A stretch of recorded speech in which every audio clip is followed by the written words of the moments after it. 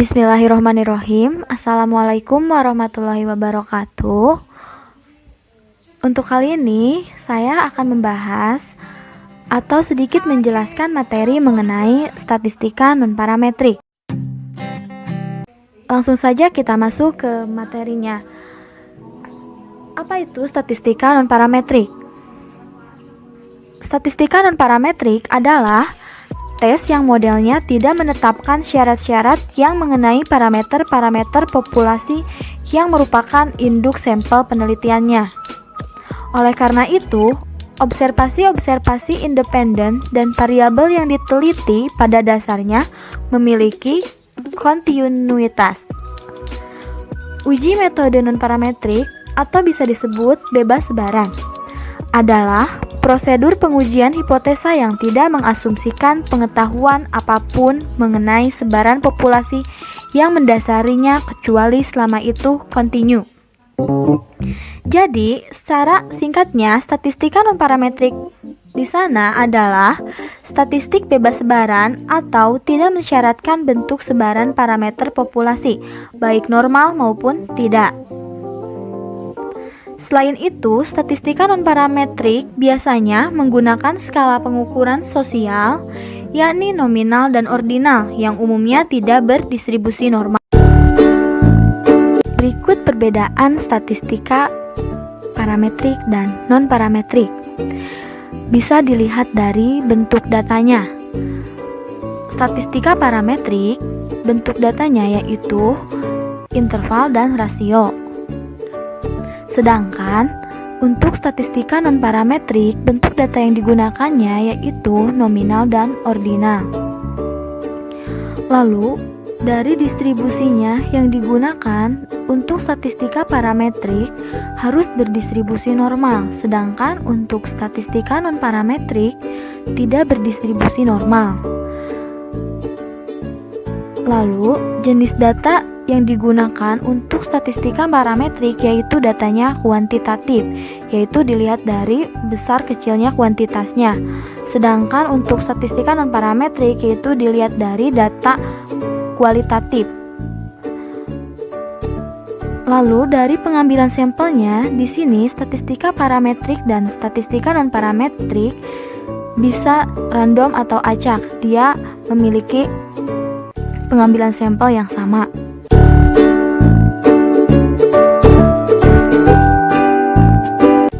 Jadi, ciri dari statistika non-parametrik di sini yaitu datanya tidak berdistribusi normal. Yang kedua, umumnya data berskala nominal dan ordinal. Yang ketiga, umumnya dilakukan pada penelitian sosial.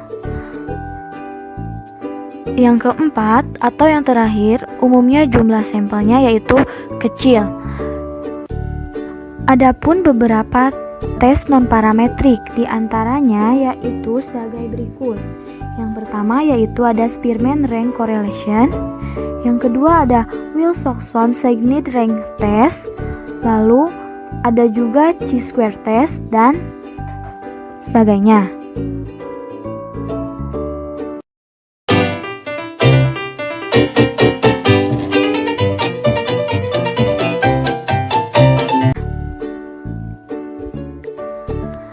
Apa itu korelasi rank Spearman? Korelasi rank Spearman di sana digunakan untuk mencari hubungan atau untuk menguji signifikansi hipotesis asosiatif dua variabel bila masing-masing variabel yang dihubungkan berbentuk ordinal. Karena digunakan pada data berskala ordinal, untuk itu sebelum dilakukan pengolahan data kuantitatif tersebut yang akan dianalisis perlu disusun dalam bentuk ranking.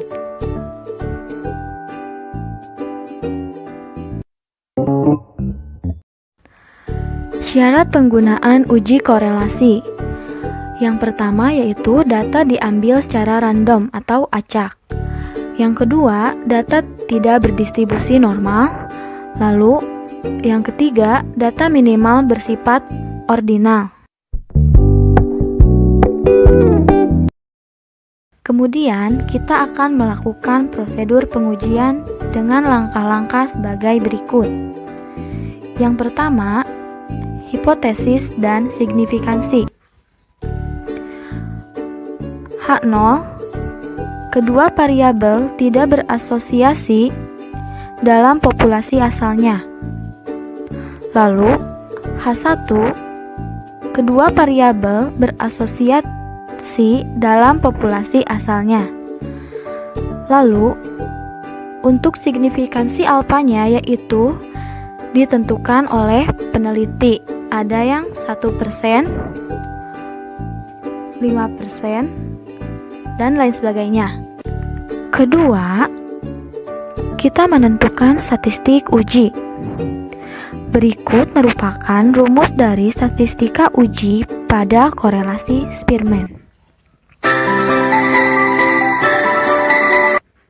Di sana, RS yaitu koefisien korelasi rank Spearman. Lalu, DI yaitu selisih ranking variabel X dan Y pada observasi ke I. Selanjutnya, XI yaitu ranking untuk variabel X pada observasi ke I. Lalu, YI merupakan ranking untuk variabel Y pada observasi ke I. Lalu T besar yaitu faktor koreksi, sedangkan T kecil yaitu banyaknya observasi yang berangka sama pada ranking tertentu. Ketiga, kita tentukan wilayah kritis dan daerah penolakan. Untuk sampel kecil, di mana N antara 4 sampai dengan kurang dari 30. Daerah tolak H0-nya adalah jika p-value kurang dari alfa atau RS lebih besar dari R tabel. Sedangkan untuk sampel besar di mana N lebih dari sama dengan 10, tolak H0 jika p-value kurang dari alfa atau T hitung mutlak lebih besar daripada T tabel.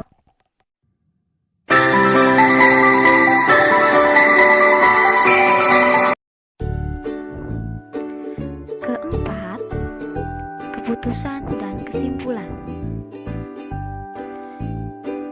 Bila tolak H0, maka kesimpulannya dengan tingkat signifikansi sebesar alfa terdapat cukup untuk menyatakan bahwa terdapat asosiasi atau hubungan antara kedua variabel dalam populasi asalnya. Lalu, terima H0. Kesimpulannya, dengan tingkat signifikansi sebesar alfa, tidak terdapat cukup bukti untuk menyatakan bahwa terdapat asosiasi atau hubungan antara kedua variabel dalam populasi asalnya.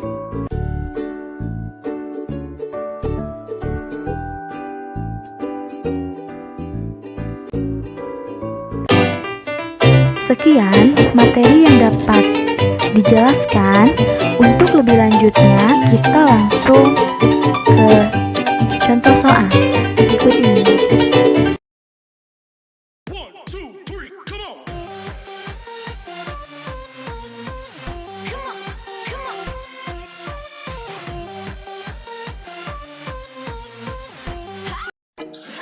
Langsung aja kita ke langkah-langkah perhitungan Excel-nya. Di sini sudah ada contoh kasus di halaman 55 ya. Kalau di modul itu terdapat kasus untuk mengetahui apakah ada hubungan antara tingkat kepuasan pelanggan dengan loyalitas pelanggan pada PT Abadi Sejahtera. Nah, di sini terdapat data seperti ini. Kemudian langsung aja langkah yang pertama di sini kalian bikin tabel seperti ini dulu. Kemudian seperti di start bis dulu, kalau korelasi eksperimen itu kita melakukan perankingan. Nah, di sini yang pertama kali kita lakukan yaitu meranking data. Nah, di sini langkahnya untuk meranking data, untuk penjelasannya di modul juga udah ada. Langsung aja kita langsung rumusnya ya. Rumusnya itu kan rank, number, rep, sama order. Nah, di sini langsung aja sama dengan rank kurung buka. Nah, di sini untuk numbernya itu kalian klik nilai dari kepuasan ini yang pertama. Ini. Maka titik koma atau koma. Terus untuk ref-nya itu kalian blok data yang kepuasan dari 1 sampai 10. Jangan lupa dikunci 1 kali pakai F4. Maka titik koma atau koma.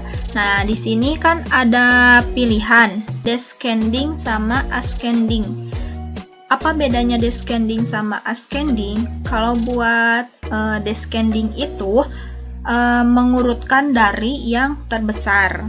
Kalau ascending itu mengurutkan dari yang terkecil.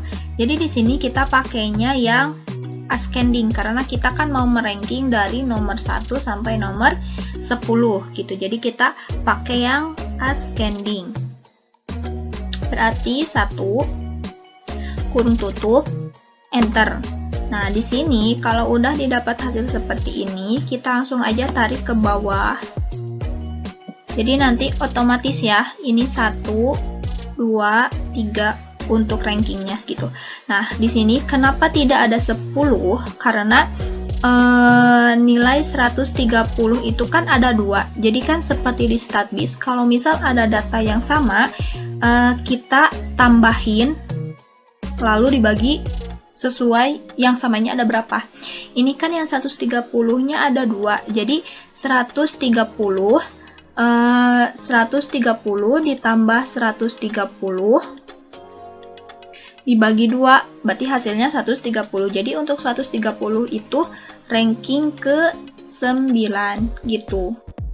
Kemudian kita melakukan perankingan untuk variabel Y-nya yang loyalitas. Di sini rumusnya sama, pakai rumus rank kayak tadi.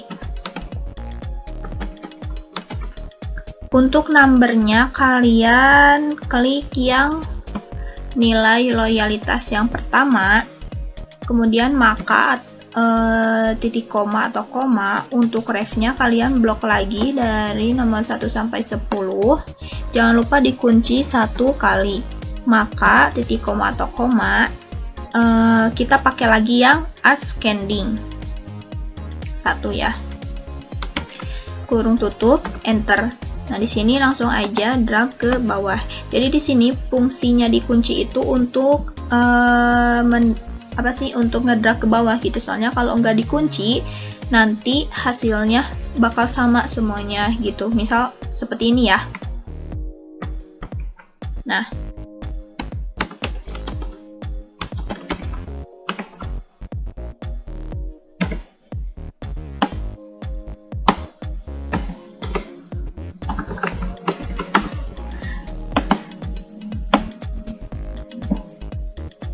jadi di sini kalau misal nggak dikunci itu nanti hasilnya akan seperti ini gitu. Ini kan nggak sesuai gitu sama yang tadi. Jadi di sini buat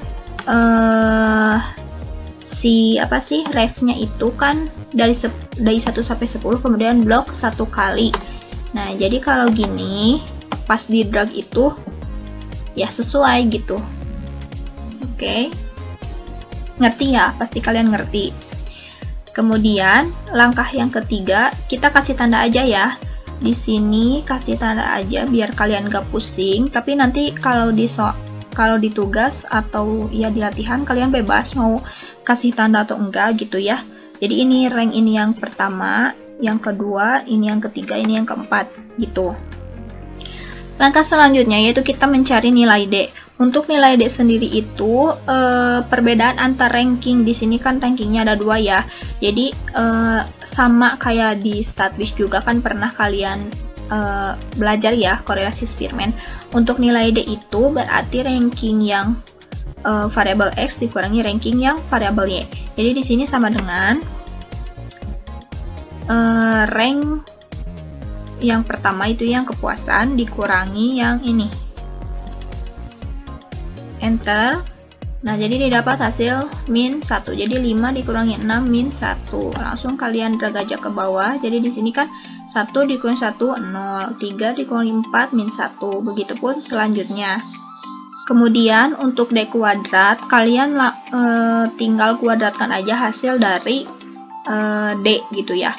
Jadi sama dengan klik yang hasil D ini dipangkat 2.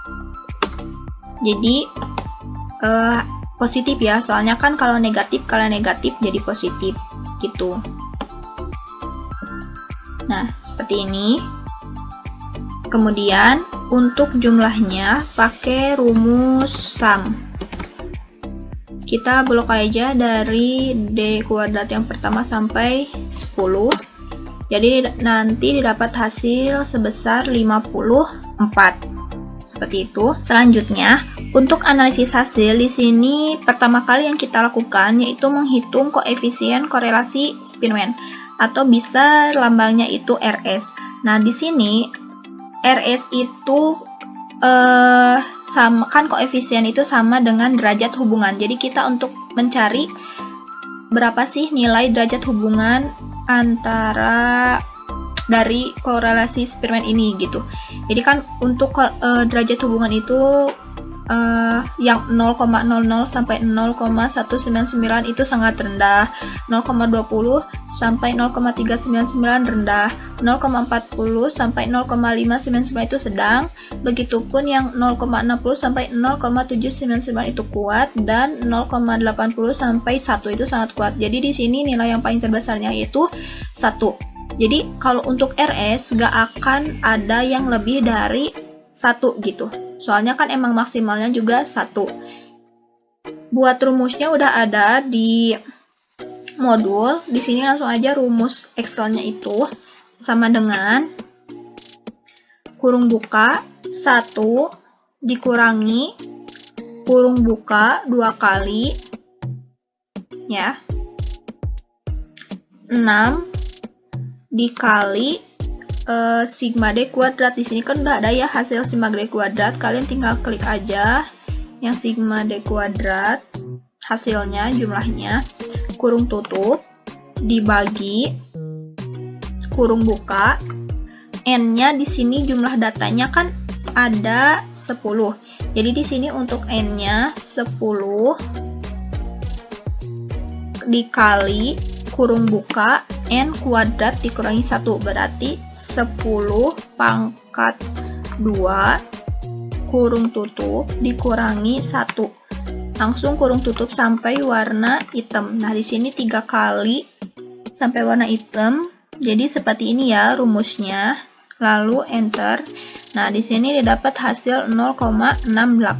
Jadi koefisien korelasi Spearman itu derajat hubungan atau derajat hubungannya itu sebesar 0,68, di mana 0,8 ini berada di kolom derajat hubungan kuat gitu.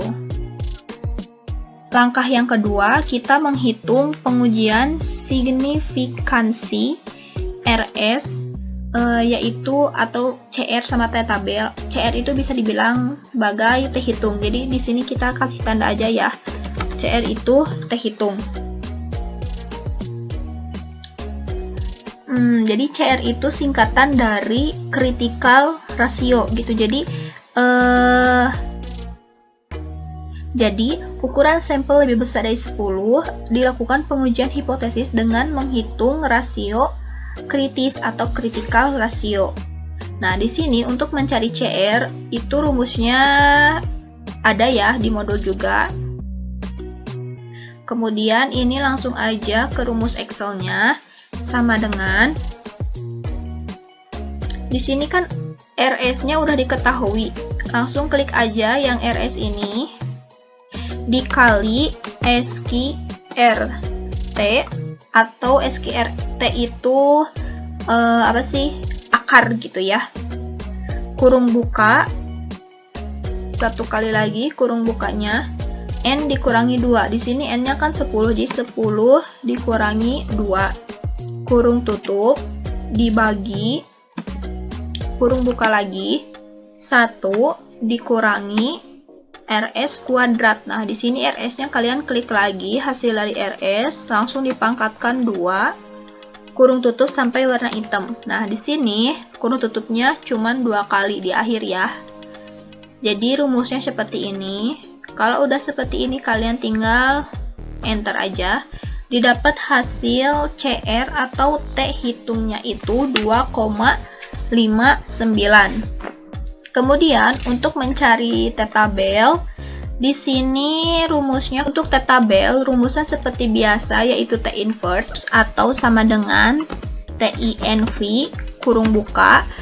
Nah, di sini untuk probability-nya itu 0,05 dikali 2. Nah, seperti biasanya ya dikali 2, karena di sini kan 2 arah gitu. Jadi kalau 2 arah itu dikali 2 gitu si taraf nyatanya itu. Kan taraf nyatanya 5% atau 0,05, kemudian dikali 2 gitu. Terus maka titik koma atau koma untuk dig freedom-nya itu N dikurangi 2. Di sini N-nya kan 10 dikurangi 2, kurung tutup, enter. Nah, jadi untuk T tabelnya itu 1,86. Nah, kemudian langkah yang ketiga, di sini kita membuat hipotesis. Nah, untuk hipotesisnya di sini H0 RS sama dengan 0, artinya tidak terdapat hubungan kepuasan dengan loyalitas. Kemudian untuk H1-nya berarti kebalikan dari H0. Berarti RS tidak sama dengan 0, artinya terdapat hubungan kepuasan dengan loyalitas. Kemudian di sini kaidah keputusannya H0 diterima bila CR atau T hitung kurang dari T tabel. Kemudian H0 ditolak bila CR atau T hitung lebih besar dari T tabel. Di sini selanjutnya kita pengambilan keputusan. Seperti biasanya untuk pengambilan keputusan, kita pakai rumus if kurung buka. Untuk logical testnya di sini lihat kan T hitung kurang dari T tabel. Nah, di sini kalian tinggal klik aja yang nilai CR kurang dari T tabel yang ini. Maka titik koma atau koma untuk value if true-nya kalian lihat di sini kan di sini keterangannya H0 diterima. Jadi untuk value-nya di sini H0 diterima dulu. H0 diterima. Maka titik koma atau koma untuk if value if false-nya berarti kebalikan dari H0 diterima. Berarti H0 ditolak. Kurung tutup, enter. Nah, berarti di sini H0-nya ditolak. Kita coba kaidah keputusan yang kedua, apakah sama atau enggak. Di sini sama dengan if kurung buka T hitung lebih besar dari T tabel, maka titik koma atau koma untuk value if true-nya di sini kan H0 ditolak. H0 ditolak. Jadi H0 ditolak dulu. Maka titik koma atau koma value if false-nya berarti kebalikan dari H0 ditolak, yaitu H0 diterima. Enter. Berarti di sini untuk kaidah keputusannya sama ya, H0 ditolak. Kita buktikan dalam bentuk kurva. Di sini bentuk kurvanya kan dua arah. Kita langsung masukkan aja T tabelnya di sini berapa? 1,86. Untuk T tabel itu berada di garis pembatas ini ya. Kalian jangan sampai salah lagi. Jadi garis pembatas ini untuk nilai T tabel 1,86, yang kirinya berarti negatif 1,86. Kemudian kita lihat nilai dari T tabel atau CR-nya itu kan T hitung atau CR-nya itu kan 2,59. Nah, berarti kalau 2,59 kan lebih dari 1,86, berarti di sini penyimpanannya berada di daerah H0 ditolak. 2,59. Kemudian di sebelah sini berarti negatif 2,59. Berarti dalam bentuk kurva juga sama. Untuk hasilnya itu berada di daerah H0 ditolak. Tuh. Kemudian langkah yang terakhir yaitu kita ke kesimpulan. Karena CR atau T hitung lebih dari T tabel yaitu sebesar 2,59 lebih besar dari 1,86, maka H0 ditolak. Artinya, berarti kalau H0 ditolak, H1 yang diterima. Berarti artinya terdapat hubungan yang signifikan antara kepuasan dengan loyalitas. Jadi untuk perhitungan korelasi Spearman hanya segini. Kalau kalian masih belum ngerti, kalian bisa diulang lagi ya videonya. Nanti untuk tugas seperti biasa dikasih tahu di Google Classroom. Kalau misal ada yang mau ditanyakan, kalian bisa tanyakan langsung ke asistennya. Kemudian seperti biasa di sini sheet 1 latihan 9, berarti ya korelasi. Kemudian di sini untuk tugasnya kalian di slide yang di sheet yang kedua gitu, di latihan sama tugas. Mungkin segitu untuk penjelasannya. Maaf bila terlalu kecepatan. Terima kasih sudah menonton. Wassalamualaikum warahmatullahi wabarakatuh.